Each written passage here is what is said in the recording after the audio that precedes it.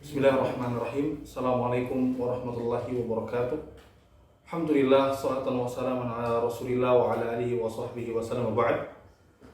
Pada kesempatan kali ini saya akan membahas beberapa hal yang menjadi pembicaraan terutama di kalangan kaum muslimin, terlebih lagi terkhususnya di kalangan akademisi Islam, yang mana di sana ada hal yang mencuat yang patut kita bahas pada kesempatan kali ini. Dan ini merupakan bagian dari tugas dari pelajaran kewarganegaraan. Dan saya akan menukil penggalan-penggalan atau beberapa potongan-potongan dari artikel yang menjelaskan hal tersebut. Di artikel tersebut tertulis bahwa ada pengurus pondok di suatu pesantren atau ada pondok pesantren yang pengurusnya adalah warga Hindu yang bersedia menjadi pengurus pesantren untuk sama-sama memiliki motif agar bisa mewujudkan rasa bersaudara dan hidup rukun meskipun berbeda iman. Nah, di dalam penggalan atau potongan artikel tersebut ada beberapa poin yang saya setuju dengan hal tersebut, yaitu ketika ditulis di dalam artikel tersebut, yaitu motif agar bisa mewujudkan rasa bersaudara dan hidup rukun. Kalau kita berusaha untuk menelaah penggalan dari artikel tersebut, kita akan menemukan bahwa hal demikian tidak lari dari tujuan, yaitu tujuan untuk mewujudkan masyarakat madani. Apa itu masyarakat madani? Yaitu masyarakat modern yang demokratis dalam bermasyarakat, yang plural, yaitu menerima keberagaman dan heterogen, sehingga semua individu bisa mewujudkan hal tersebut, yaitu ketika masyarakat sudah menjadi masyarakat madani, maka poin tersebut bisa dilaksanakan dengan baik.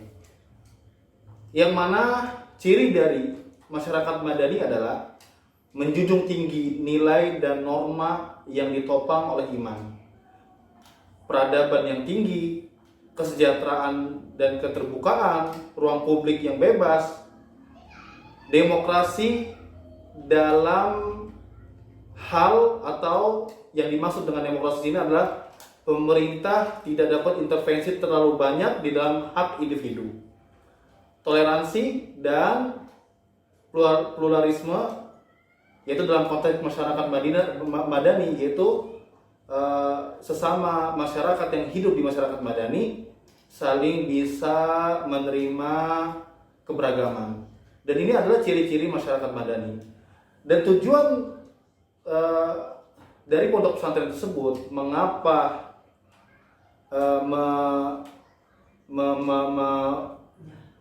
menjadikan orang selain orang Islam sebagai pengurus pesantren, ya tadi motifnya adalah agar bisa hidup rukun, dan itu semua bagian dari ciri-ciri masyarakat madani. Tetapi ada beberapa hal yang saya kritik, yaitu di dalam artikel tersebut ditulis di pesantren As-Siddiqiyah. Jadi pesantren tersebut bernama pesantren As-Siddiqiyah, tepatnya berada di Kabupaten Jembrana di Bali, yaitu memiliki pengurus beragama Hindu. Singkat cerita, pengurus tersebut atau orang Hindu tersebut, dia adalah bagian yang mengurus pesantren. Poin yang saya kritik adalah bahwa hal tersebut bertentangan dengan dalil di Al-Quran maupun di As-Sunnah, dan juga hal tersebut bertentangan dengan apa yang dilakukan oleh sahabat pada zaman dahulu. Kalau kita telaah dengan baik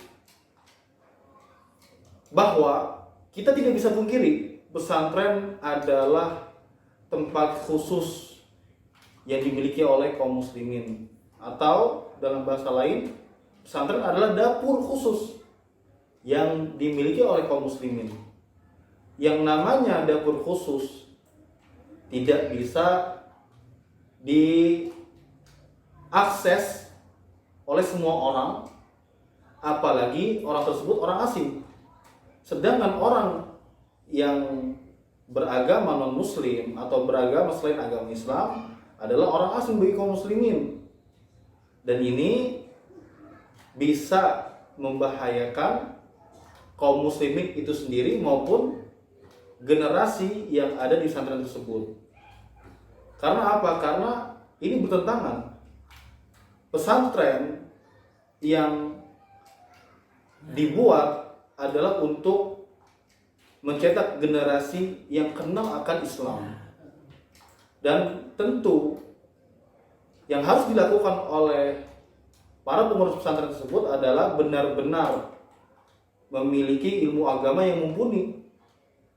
Dan ilmu agama yang mumpuni ini hanya bisa didapatkan oleh oleh kaum muslimin dan tidak bisa dimiliki oleh orang selain non-Islam atau selain agama Islam.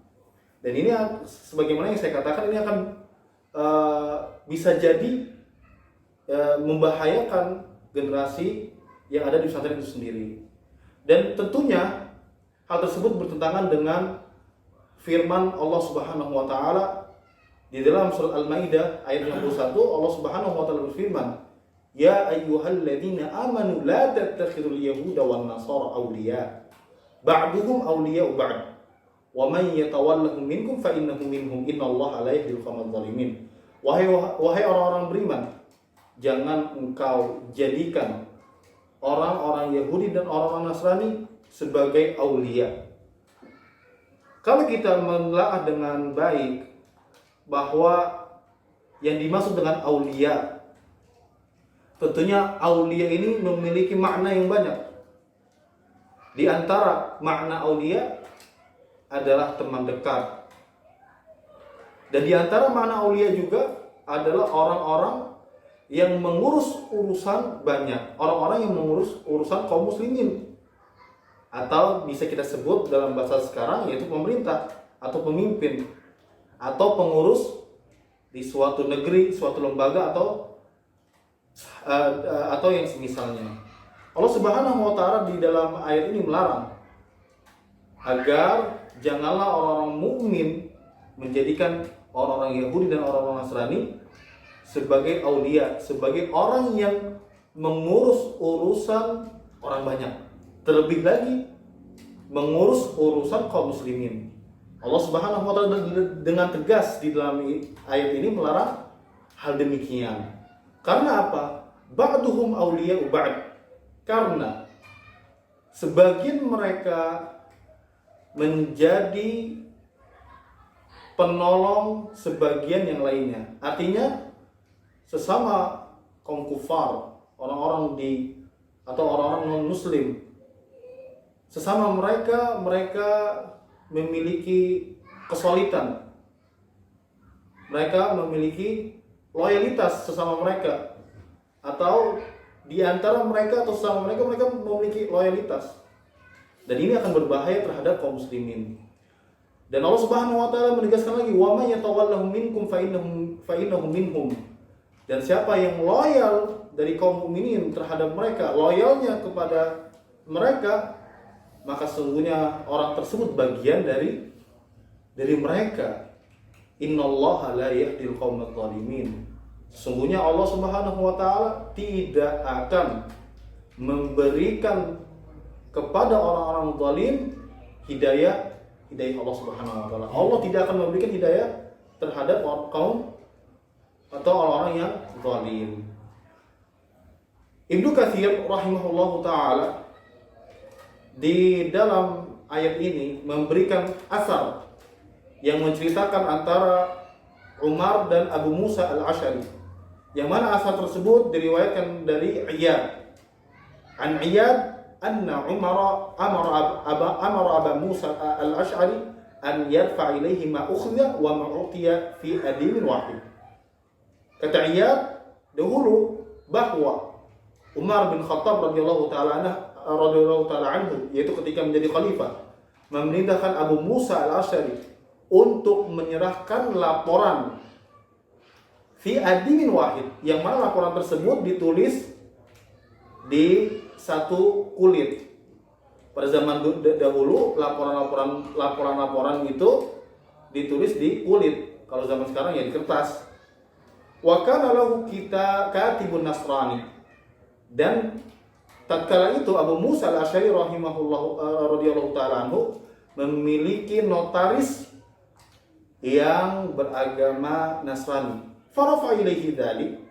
Kemudian laporan tersebut diberikan oleh Abu Musa al-Asy'ari kepada Umar bin Khattab. Fa'ajaba Umar radhiyallahu taala anhu.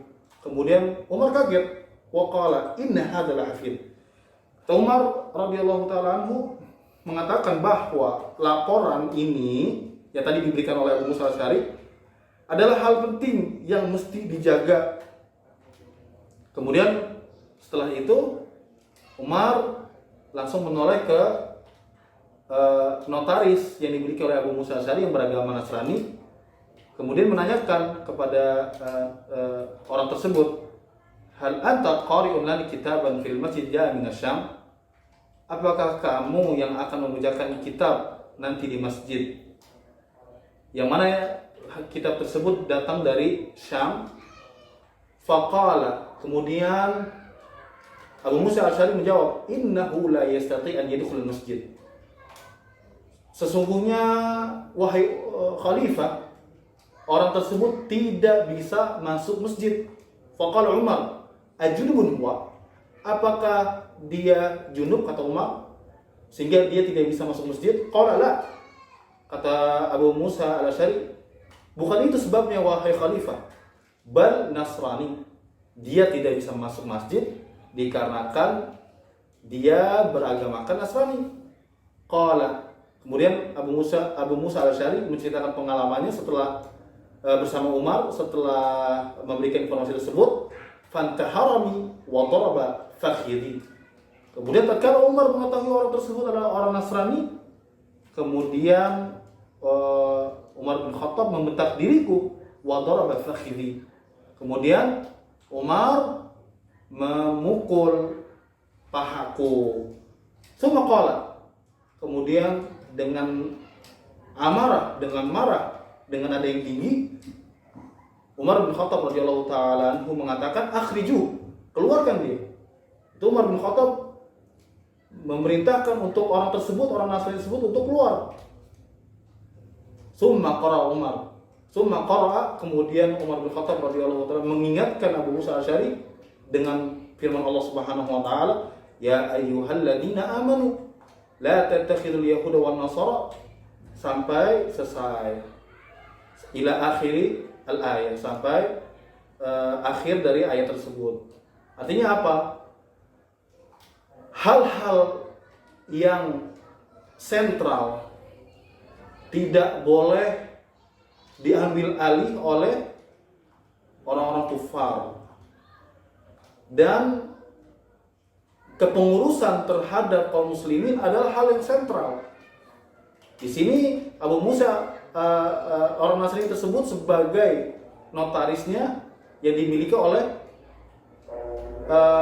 Abu Musa al-Asy'ari. Kemudian Umar bin Khattab radhiyallahu taala anhu memerintahkan orang tersebut untuk keluar. Artinya tidak boleh seseorang di luar agama Islam memiliki jabatan-jabatan yang sentral. Dan saya melihat bahwa kepengurusan pesantren adalah bagian dari jabatan-jabatan sentral. Terlebih lagi hal tersebut berkaitan dengan generasi umat Islam selanjutnya. Wallahu taala a'lam. Assalamualaikum warahmatullahi wabarakatuh. Bismillah, assalamualaikum warahmatullahi wabarakatuh. Alhamdulillahirabbil alamin wassalatu wassalamu ala asyrofil anbiya'i wal mursalin wa ala alihi wa sahbihi wa man tabi'ahum bi ihsanin ila yaumiddin amma ba'du. Baik, perkenalkan nama saya Darul Aiman dengan NIM 2022 38 2027. Prodi Ilmu Hadis semester 2 kelas A. Pada kesempatan kali ini insya Allah saya akan membahas analisa saya terhadap sebuah narasi ataupun artikel yang ditulis oleh saudara Masuki M. Astro di media Antara News yang bertajuk tentang Kristen Muhammadiyah dan NU Jamaah Nasrani. Insya Allah pada pembahasan ini saya akan memaparkannya dalam bentuk opini setuju saya, tidak setuju ataupun kritikan, dan Islamic worldview. Bagaimana Islam sendiri melihat hal tersebut.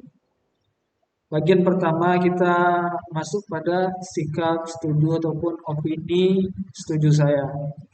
Di sini saya setuju pada paragraf beliau yang berbunyi, lewat buku ini Muhammadiyah yang didirikan oleh ulama besar Kiai Haji Ahmad Dahlan itu ingin terus membangun generasi Indonesia yang lebih toleran. Nah, kita dapat di sini bahwasanya Muhammadiyah itu ingin membangun generasi Indonesia yang toleran, inklusif, dan terbiasa hidup bersama dalam perbedaan. Nilai-nilai yang diinginkan oleh Muhammadiyah itu adalah toleran, inklusif, dan terbiasa hidup bersama dalam perbedaan. Atau kita sebut 3 poin ini dengan toleransi. Saya setuju karena 3 nilai ini akan membantu terwujudnya integrasi nasional, itu sebuah proses penyatuan berbagai perbedaan-perbedaan yang ada pada masyarakat sehingga menjadi selaras dalam sebuah bangsa. Dan integrasi nasional ini juga memiliki hubungan dengan ketahanan nasional, yaitu terwujudnya cita-cita bangsa yang adil, yang berjaya, dan makmur. Itu dari sudut pandang umum. Maka toleransi itu atau 3 nilai yang diinginkan Muhammadiyah yaitu toleran, inklusif, dan terbiasa hidup bersama dengan perbedaan tidak bertolak belakang dengan undang-undang yang ada pada negara kita, karena akan membantu terwujudnya integrasi nasional dan ketahanan nasional. Kemudian dari sudut pandang Islam, Allah Subhanahu wa taala berfirman, La yanhakumullahu 'anil ladzina lam yuqatilukum fid din wa lam yukhrijukum min diyarikum an tabarruhum wa tuqsitu ilaihim innallaha yuhibbul muqsitin.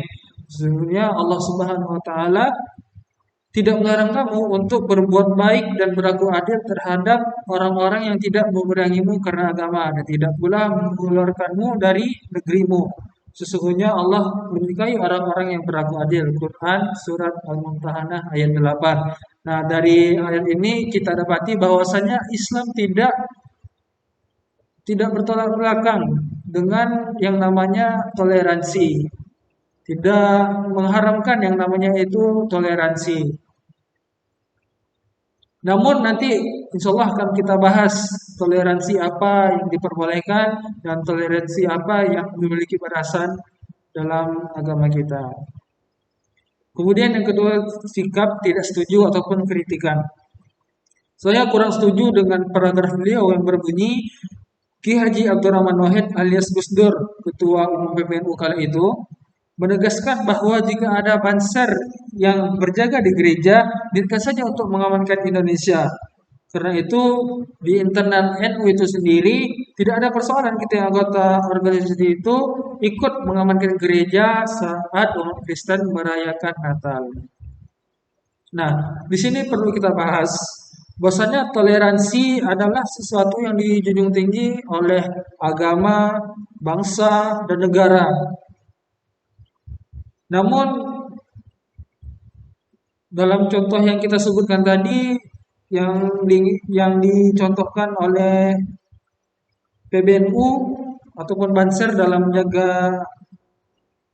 menjaga umat Kristen dalam merayakan Natal, mereka kan ingin mewujudkan saling menghargai, saling membantu dan menghormati hak kewajiban umat beragama.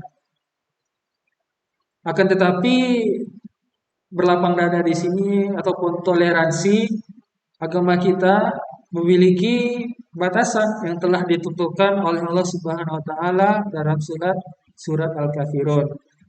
Allah taala berfirman, "Lakum dinukum waliyadin," bagimu agamamu dan bagiku agamaku. Nah, kita dapati bahwa faedah dari ayat tersebut adalah batasannya yaitu dengan membiarkan mereka beribadah tanpa harus mengikutinya ataupun merayakan hari raya mereka.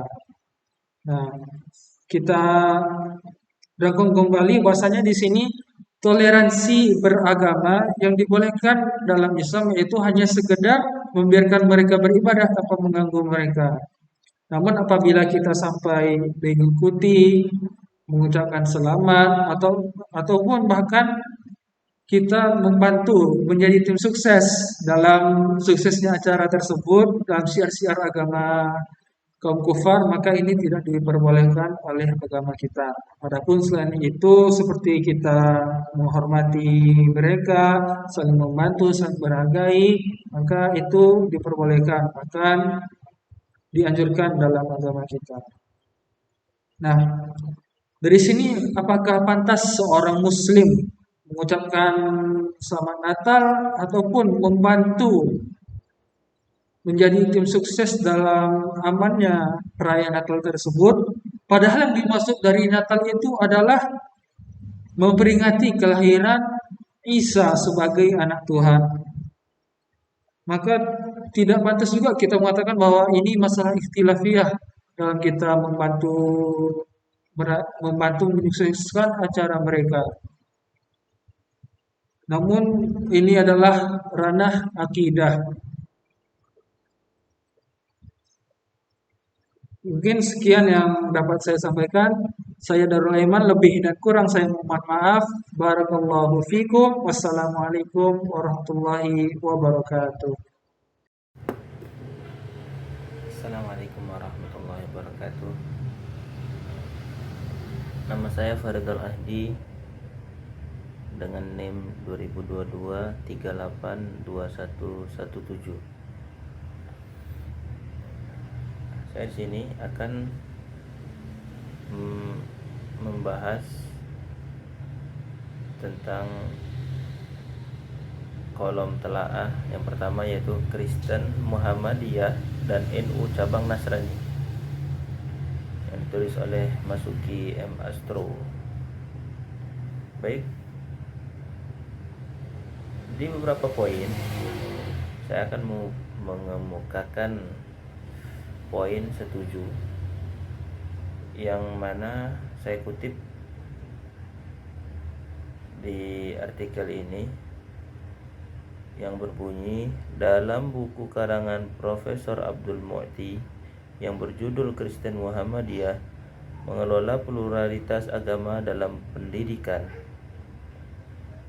Jadi yang dengan tujuan pembuatan penerbitan buku ini, tujuannya agar dapat terus membangun generasi Indonesia yang lebih toleran, inklusif, dan terbiasa hidup bersama dalam perbedaan.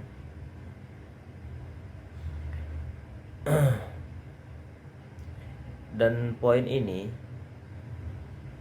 tercermin dalam materi KWN dengan judul Masyarakat Madani. Karena memang kita di satu negara kesatuan Republik Indonesia ini, kita hidup berdampingan bersama, saling melindungi, saling menjaga dalam kesatuan Republik Indonesia. Dan itu kita terbiasa dengan perbedaan, termasuk perbedaan dalam agama. Jadi di poin ini kita setuju dan sepakat. Dan ada beberapa poin yang kita tidak setuju, yang mana kutipannya yaitu, pada awal-awal anggota Banser menjaga gereja, banyak mendapat cibiran dari mereka yang tidak menginginkan persatuan antar umat beragama. Jadi di poin ini kita sudah menangkap ya, bahwa kesimpulan yang disimpulkan di poin ini yaitu kesimpulan yang prematur. Karena bukan berarti orang yang tidak sepakat dengan sikap tersebut adalah orang yang tidak menginginkan persatuan. Bukan seperti itu kesimpulannya. Akan tetapi sebagian berkesimpulan bahwa sikap tersebut bertentangan dengan ajaran Islam, batasan-batasan yang telah disyariatkan dalam Islam, yang mana kita sama-sama mengetahui ayatnya, yaitu lakum dinukum waliyadin. Jika itu sudah bersinggungan dengan ibadah agama lain, kita nggak perlu ikut campur, menjaga, memfasilitasi atau menyediakan tenaga untuk berlangsungnya atau meriahnya acara keagamaan agama lain. Kita nggak perlu itu, dan sebenarnya mereka juga nggak butuh itu karena mereka udah ada tim tersendiri, dan negara kita juga sudah memfasilitasi itu. Terus poin selanjutnya yang saya kutip, secara organisasi di Bali juga ada perkumpulan, umumnya merupakan warga NU yang bersahabat karib dan bersaudara dengan warga Hindu. Nah, sini saya ingin menjelaskan ketidaksetujuan saya di poin ini, yaitu dalam ajaran Islam itu yang bersaudara al-mu'minun hanya orang-orang yang mukmin yang bersaudara. Innamal mu'minuna ikhwah. Sesungguhnya hanya orang mukmin yang bersaudara. Jadi kalau kita ambil kesimpulan dari hukum-hukum Islam, yang mana ketika ada saudaranya yang murtad keluar dari Islam berpindah ke agama Kristen misalnya, maka otomatis misalnya hukum waris itu terputus, dan misalnya yang murtad adalah istri atau suami, maka otomatis ikatan pernikahan jadi batal. Nah, itu kita simpulkan bahwa perbedaan agama itu tidak bisa disaudarakan. Namun kita tetap ada ikatan persatuan, yaitu Negara Kesatuan Republik Indonesia, yang mengikat kita untuk sama-sama rukun, sama-sama menjaga hak dan kewajiban masing-masing antar umat beragama, dan itu sudah cukup untuk mencapai kemakmuran dan kedamaian di dalam sebuah negeri. Tidak perlu disaudarakan karena itu akan mengganggu peribadatan dan keyakinan masing-masing. Oke, alhamdulillah, kita lanjut ke opini media yang berjudul Toleransi Otentik Kristen.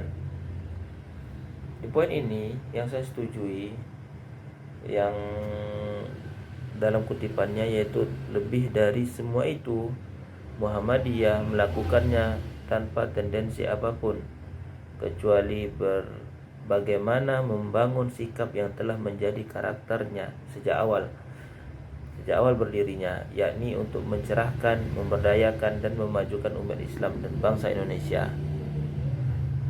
Dan ini saya sepakat dan setuju, yang mana kehadiran Muhammadiyah, organisasi Muhammadiyah ini,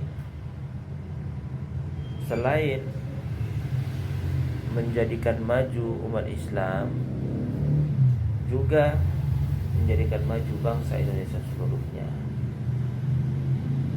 Jadi Muhammadiyah menyediakan universitas di suatu daerah yang yang mana Islam itu minoritas, jadi yang selain Islam pun dapat bisa mengambil manfaat dari lembaga pendidikan yang didirikan Muhammadiyah, dan itu sangat baik dan selaras dengan poin dalam materi kewarganegaraan yaitu ketahanan nasional, yang mana dalam ketahanan nasional itu menuntut kita untuk mandiri, dinamis, wibawa, dan konsultasi dan kerjasama. Lalu saya ada beberapa poin yang tidak setuju dari artikel ini, yang mana kutipannya, bahkan kampus milik Muhammadiyah ini menyediakan dosen mata kuliah agama Kristen dari kalangan mereka sendiri pada semester pertama. Nah, di sini sama seperti tadi, bahwa ikut campur dalam keagamaan agama lain tidak diperbolehkan dalam Islam, dan itu tertuang jelas batasannya dalam ayat lakum dinukum waliyadin, bagimu agamamu dan bagiku agamaku. Maka jika bersinggungan dengan ritual keagamaan, itu kita tidak ikut campur dan kita tidak mengganggu. Jadi jika sudah masuk ke ranah ibadah, tarbiyah, dan dakwahnya orang-orang non muslim, atau di sini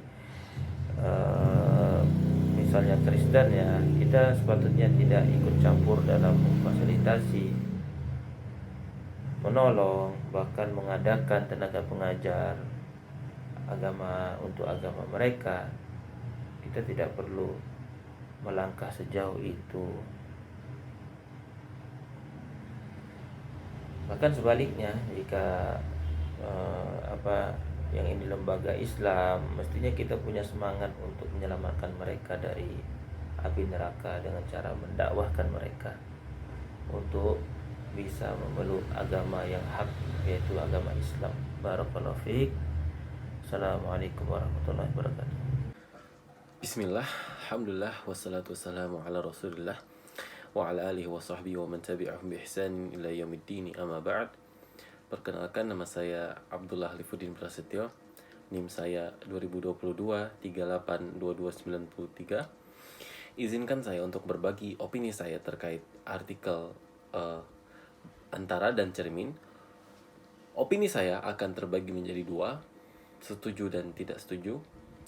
Oke, mari kita langsung saja. Yang pertama yang akan dibahas adalah artikel yang berjudul Kristen Muhammadiyah dan NU Cabang Nasrani, yang ditulis oleh Masuki M. Astro. Tulisan beliau, dan di sini saya nukil, pada awal-awal anggota Banser menjaga gereja, banyak mendapat cibiran dari mereka yang tidak menginginkan persatuan antar umat beragama. Bahkan saat itu sempat dipertanyakan bagaimana hukum secara fikih seorang muslim menjaga gereja. Saya tidak setuju dengan pernyataan beliau di sini, karena pernyataan ini mengesankan bahwa menjaga gereja adalah sesuatu yang baik, karena kenyataannya adalah menjaga gereja tidak diperbolehkan dalam Islam. Dalam Islam, menjaga gereja atau peribadahan non-muslim ini tidak diperbolehkan, tetapi kita juga tidak boleh mengganggu peribadahan mereka. Dan inilah toleransi dari umat Islam, yakni kita tidak mengganggu peribadatan mereka. Selanjutnya, saya menukil dari website muslim.org.id, dikatakan dalam sebuah artikelnya bahwa menjaga dan membantu peribadahan di gereja tidak diperbolehkan hukumnya. Namun, di sisi lain, kaum muslimin juga tidak diperbolehkan mengganggu dan membiarkan mereka beribadah. Yakni, kita tidak diperbolehkan untuk mengganggu mereka. Urusan keamanan gereja dan penjagaan gereja adalah tugas dari pemerintah. Sehingga apabila ada pasukan tentara atau polisi ditugaskan oleh negara menjaga keamanan mereka, maka hal ini diperbolehkan dalam rangka mewujudkan maslahat keamanan dan stabilitas negara. Hanya saja bagi masyarakat sipil, organisasi masyarakat, dan lain-lain, tidak perlu ikut menjaga gereja karena ini adalah tugas negara dan aparatur keamanan dari polisi dan tentara. Selanjutnya, perkataan beliau, Anggota Banser juga sudah terbiasa berbaur dengan umat Hindu di Bali. Saya setuju dengan keadaan kaum muslimin berbaur dengan para non-muslim, yakni tidak mengapa kita kaum muslimin bermuamalah dengan mereka, berbuat baik dengan mereka, karena Nabi SAW pun dahulu juga berbaur dengan orang-orang Yahudi. Beliau SAW bermuamalah dengan mereka, tapi tetap dengan batasan-batasan yang ada di dalam agama Islam. Selanjutnya perkataan beliau, istilah Krismuha itu menunjukkan adanya interaksi akrab antara siswa-siswa Muslim dan Kristen dalam lingkungan pendidikan di sekolah-sekolah Muhammadiyah. Fakta itu juga menunjukkan bahwa wajah bersaudara Muhammadiyah pada warga Kristen itu tidak bermuatan selubung dakwah untuk pada akhirnya mengajak mereka menjadi beragama Islam. Yang saya pahami dari pernyataan beliau di sini adalah para siswa-siswa Muslim di sekolah Muhammadiyah itu tidak mendakwahi para non-Muslim dari orang-orang Kristen pada lingkungan pendidikan tersebut. Saya pribadi tidak setuju dengan hal ini, karena seorang Muslim apabila ia mampu, maka ia berdakwah sesuai dengan kemampuannya. Dan dalam konteks ini, mereka berada di lingkungan pendidikan. Ini berarti bahwa seorang teman bisa berdakwah kepada temannya yang lain. Apabila ada seorang Muslim memiliki teman sebangku yang Kristen, dan mereka sudah lumayan dekat, yakni sering ngobrol dan lain-lain, maka dakwah di sini adalah sesuatu yang bisa ia lakukan. Yakni ini bisa ada sesuatu yang memungkinkan. Dan apa salahnya? Toh kan banyak juga ada misionaris Kristen yang banyak mengunjungi daerah-daerah terpencil untuk mendakwahkan agama Kristen. Dan keadaan mereka tidak berdakwah ini tidak sesuai dengan visi Muhammadiyah itu sendiri.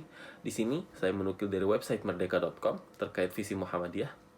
Tertulis di situ bahwa visi Muhammadiyah adalah sebagai gerakan Islam yang berpedoman pada Al-Quran dan As-Sunnah dengan watak tajdid yang dimilikinya, senantiasa istiqamah dan aktif dalam melaksanakan dakwah Islam, amar ma'ruf, nahi mungkar di segala bidang. Di sini tertera dengan jelas bahwa termasuk visinya Muhammadiyah adalah untuk mendakwahkan Islam.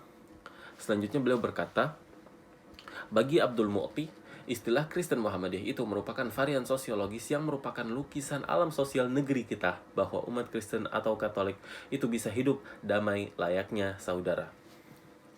Pada pernyataan beliau di sini, saya kurang setuju dengan istilah Kristen Muhammadiyah. Karena ini adalah dua hal yang bertentangan. Kristen adalah agama dan Muhammadiyah adalah organisasi agama Islam. Jadi dua agama ini adalah dua agama yang bertentangan. Adapun masalah toleransi, ya kita toleransi dengan non-muslim. Kita tidak mengganggu mereka, tidak menyakiti mereka dan lain-lain. Tapi tidak berlebihan sampai terwujudnya istilah ini, seakan-akan Islam itu dilucutkan untuk meridhoi agama Kristen. Selanjutnya pada artikel yang kedua yang berjudul Toleransi Otentik Kristen Muhammadiyah di Indonesia Timur, penulis di sini menyatakan, setelah kita telusuri, memang data yang di kampus tersebut menunjukkan bahwa 75% mahasiswa di kampus tersebut beragama Kristen dengan rincian Protestan 70% dan Katolik 5%. Mereka belajar dengan penuh damai, nyaman, tanpa tekanan apalagi provokasi. Demikian juga dengan keberagamaannya dapat dijalaninya tanpa gangguan apapun. Saya setuju dengan pernyataan beliau ini, karena seorang warga negara Indonesia, mau Islam atau Kristen, berhak mendapat pendidikan dengan tidak diganggu dan lain-lain. Dan di pernyataan ini dikatakan bahwa keagamaannya dapat dijalaninya tanpa gangguan apapun. Nah, disinilah letak toleransi umat Islam kepada agama-agama lain, yakni kita tidak mengganggu peribadatan mereka. Selanjutnya, penulis menyatakan, Muhammadiyah telah dengan tekun, santun, jujur, dan ikhlas mengantarkan mereka menjadi sarjana, dokter, perawat, dan profesi lain yang tersebar di seluruh penjuru tanah air, bahkan dunia. Menjadi fakta menarik jika ada ormas Islam yang dengan sepenuh hati melayani dan mengantarkan orang Kristen menjadi sarjana dan berbagai profesi yang sangat bermanfaat dalam kehidupan manusia. Saya setuju dengan pernyataan penulis di sini karena ini menunjukkan bahwa umat Islam tidak menghalang penganut agama lain dari meraih pendidikan. Bahkan, mereka memberi kesempatan kepada penganut agama lain, dalam konteks ini orang-orang Kristen, untuk meraih gelar sarjana, sehingga mereka bisa menjadi dokter, perawat, atau profesi yang lain, dan bisa menjadi bermanfaat untuk warga dan negara. Kemudian pernyataan beliau, mereka inilah kini populer dengan sebutan Krismuha, Kristen Muhammadiyah. sebuah istilah yang secara logika agama tidak mungkin ada pembenarnya, tetapi secara sosiologis telah menjadi fakta yang tak terelakkan. Seperti yang saya katakan di artikel sebelumnya, saya tidak setuju dengan penamaan ini, karena ini mengesankan bahwa Muhammadiyah, yang mana ia adalah organisasi Islam, melucuti Islam agar meridhoi umat Kristen. Dan penamaan ini memberi kesan adanya pencampuran antara Islam dan Kristen, padahal dua agama ini adalah dua agama yang bertentangan. Adapun masalah penamaan, kenapa tidak menamakan mereka dengan Kristen alumni Muhammadiyah atau yang semisalnya? Kemudian pernyataan beliau, fenomena Kris Muha sudah lebih dari cukup bagaimana Muhammadiyah mengajarkan kepada bangsa ini cara bertoleransi dan berbhinneka tunggal ika. Muhammadiyah telah melakukan ini bukan ketika ada kesan bahwa sebagian muslim di tanah air cenderung radikal dan berperilaku intoleran, tetapi telah dilakukannya jauh-jauh hari ketika orang bahkan belum bicara betapa pentingnya sikap toleran dan memahami kemajemukan.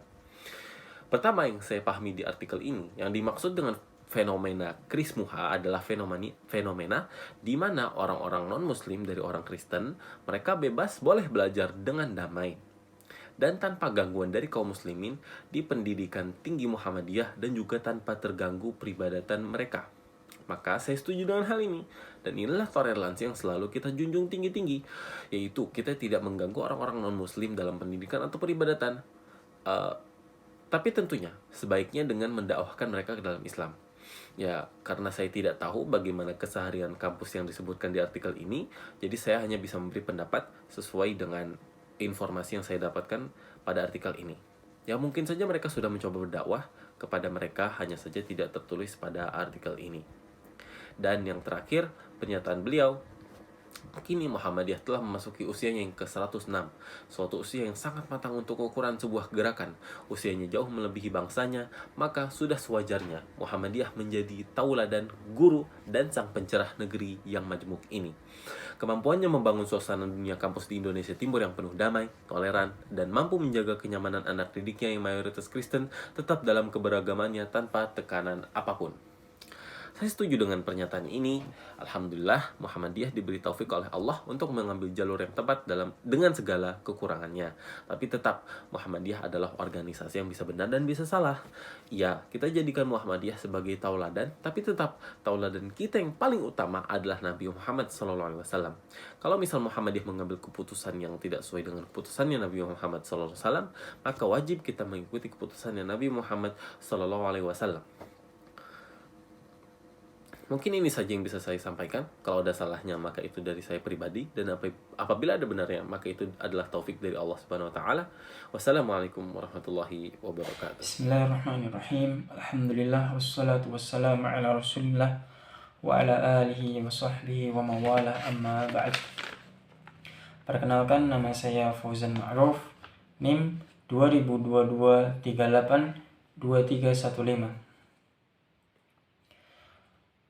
Insyaallah pada video kali ini saya akan mengemukakan sikap setuju saya terhadap beberapa poin dari judul Toleransi Otentik Kristen Muhammadiyah di Indonesia Timur.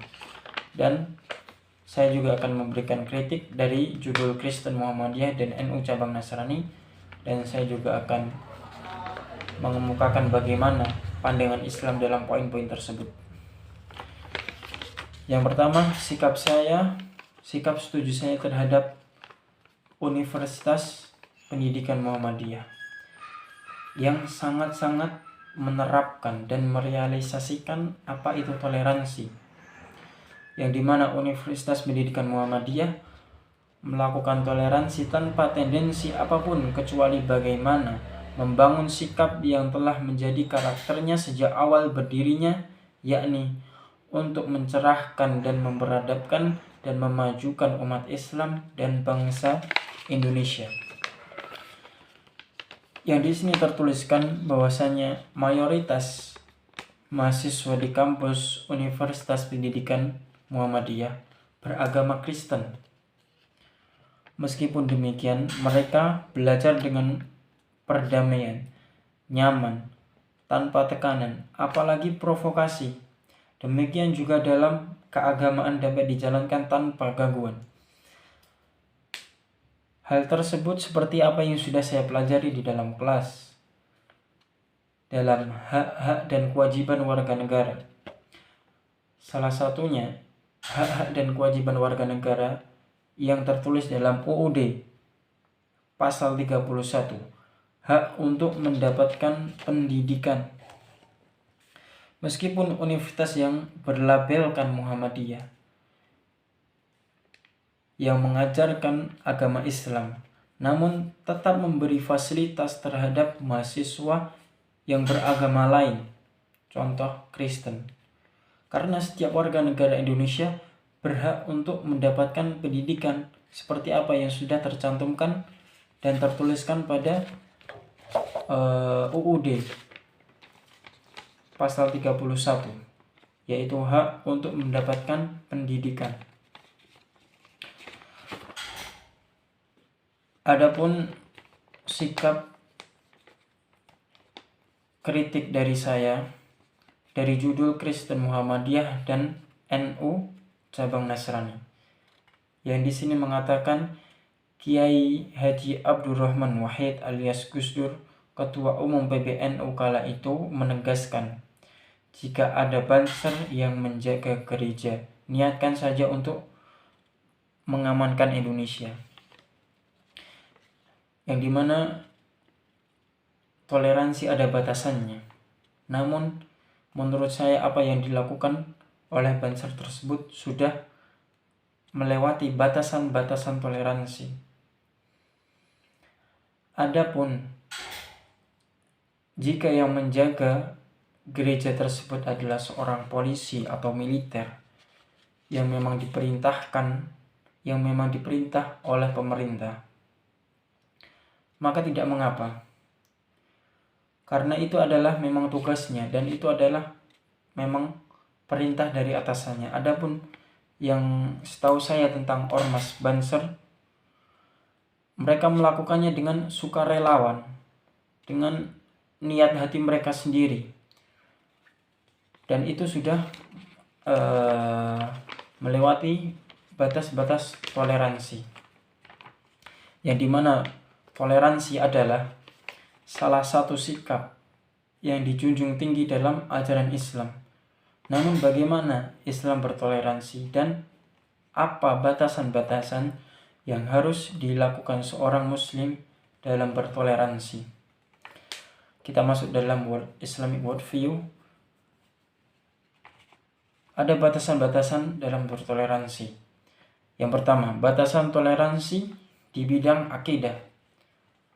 Allah Ta'ala berfirman, lakum dinukum waliyadin. Bagimu agamamu dan bagiku agamaku. Di situ sangat jelas. Dan yang kedua, batasan toleransi di bidang fikih. Ada juga batasan toleransi di bidang interaksi sosial sesama masyarakat. Yang Allah Ta'ala berfirman, la yanhaakumullahu 'anil ladzina lam yuqatilukum fid dini wa lam yukhrijukum min diyarikum an tabarruhum wa tuqsitu ilaihim innallaha yuhibbul muqsitin. Yang artinya, Allah tidak melarang kamu berbuat baik dan berlaku adil terhadap orang yang tidak memerangimu dalam urusan agama dan tidak mengusir kamu dari kampung halamanmu. Sesungguhnya Allah mencintai orang-orang yang berlaku adil. Ini yang saya dapat sampaikan. Kurang lebihnya mohon maaf. Wassallallahu ala nabiyyina Muhammad wa ala alihi washabbihi wasallam.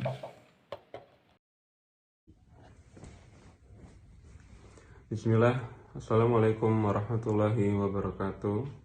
Nama saya Fadil Hilmi Putra Perwira dengan NIM 2022382321. Pada kali ini saya akan menanggapi beberapa artikel. Yang pertama saya akan menanggapi artikel yang pertama yang berjudul Kristen Muhammadiyah dan NU Cabang Nasrani. Saya akan mengutip. Jadi di sini tertulis salah satu anggota organisasi Badan Otonom di NU itu sampai mengorbankan nyawanya ketika perayaan Natal di gereja di Mojokerto, Jawa Timur. dan diwarnai aksi peledakan bom. Rianto, anggota Banser itu, menjadi korban dan diyakini mati syahid karena terkena bom yang diledakkan oleh teroris di gereja pada 24 Desember 2020. Kemudian Kiai Haji Abdurrahman Wahid alias Gus Dur, Ketua Umum PBNU kala itu, menegaskan bahwa jika ada banser yang berjaga di gereja, niatkan saja untuk mengamankan Indonesia. Karena itu di internal NU sendiri tidak ada persoalan ketika anggota organisasi itu ikut mengamankan gereja saat umat Kristen merayakan Natal. Tanggapan saya atas artikel tersebut adalah tidak setuju dengan opini tersebut karena bertentangan dengan perspektif Islam. Pertama, kita harus ketahui dahulu siapa saja orang yang mati syahid. Hadatsana Abdullah bin Yusuf akhbaruna Malik an Sumiyin an Abi Salihin an Abi Hurairah radhiyallahu anhu anna Rasulullah sallallahu alaihi wasallam qala asyuhada'u khamsatun al-mat'un wal mabtun wal ghariqu wa sahibul hatmi wa syahidu fi sabilillah. Orang yang mati syahid ada 5, yakni orang yang mati karena taun atau wabah, kemudian orang yang mati karena menderita sakit perut, orang yang tenggelam, orang yang tertimpa reruntuhan, dan orang yang mati syahid di jalan Allah. Maksud dari mati syahid di jalan Allah dalam hal ini adalah berjihad. Tentu dalam jihad yang dibela adalah Islam, bukan tanah air. Inilah prinsip yang membedakan seorang muslim dan bukan seorang Inilah prinsip yang membedakan seorang muslim dan bukan. Seorang muslim sangat ingin jaya lewat jihad, sedangkan orang kafir hanya ingin berperang supaya membela tanah airnya atau karena nasionalisme yang diperjuangkannya. Kemudian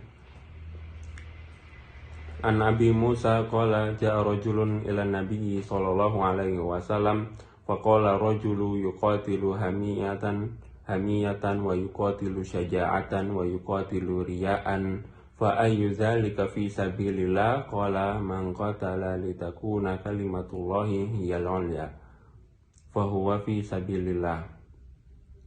Dari Abu Musa, ia berkata bahwa ada seorang yang pernah mendatangi Nabi sallallahu alaihi wasallam. Lantas ia berkata, ada seseorang yang berperang berjihad untuk membela sukunya, tanah airnya. Ada pula yang berperang supaya disebut pemberani, pahlawan. Ada pula yang berperang dalam rangka riya, untuk cari pujian. Lalu manakah yang disebut jihad di jalan Allah? Beliau sallallahu alaihi wasallam pun bersabda, siapa yang berperang supaya kalimat Allah itu mulia, supaya kalimat Allah itu tinggi, itulah yang disebut jihad di jalan Allah. Hadis di atas menunjukkan bahwa Nabi Shallallahu Alaihi Wasallam ingin menunjukkan niatan jihad yang benar apabila dilakukan ikhlas karena Allah meraih ridhonya. Sedangkan jika seorang berjihad untuk disebut pemberani atau pahlawan, untuk membela suatu kaum, membela negeri atau tanah airnya, atau supaya ia tersohor di kalangan orang banyak, maka ini adalah niatan yang keliru. Karena setelah ditanya niatan seperti itu, Nabi Shallallahu Alaihi Wasallam lantas beralih dengan mengatakan bahwa jihad itu untuk membela kalimat Allah, artinya untuk membela Islam. Hadis di atas bermaksud menerangkan bahwa tidak ada beda antara kita dengan orang kafir jika maksud kita berjihad untuk berperang hanyalah untuk membela tanah air. Karena niatan orang kafir pun demikian. Seorang muslim harusnya punya niatan untuk berperang, punya niatan untuk membela Islam, bukan untuk membela tanah air. Karena kalau niatannya untuk membela tanah air, matinya tidaklah disebut mati syahid. Beralih ke artikel kedua yang berjudul Toleransi Otentik Kristen Muhammadiyah di Indonesia. Saya akan mengutip, bahkan kampus milik Muhammadiyah ini menyediakan dosen mata kuliah agama Kristen dari karangan mereka sendiri pada semester pertama. Bagi Muhammadiyah tak perlu banyak wacana apalagi bicara tentang toleransi dan kebinekaan. Fenomena fenomena Chris Moha sudah lebih dari cukup bagaimana Muhammadiyah mengajarkan kepada bangsa ini bertoleransi dan berbineka tunggal ika.